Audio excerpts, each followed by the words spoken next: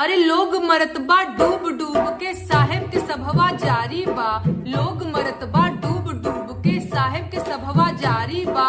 गलती सब मरने वालों की, गलती सब मरने वालों की, ई प्रोपगेंडा जारी बा।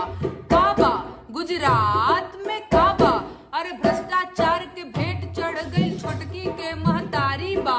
भ्रष्टाचार के भेंट चढ़ गई छोटकी के महतारी बा। बाप के कंधा बेटा के लाश लागत बहुते भारी बा। काबा गुजरात में काबा, अरे अस्पताल में रंग रोगन बा, साफ सफाई जारी बा। साहेब आने वाले हैं बस वही के तैयारी बा।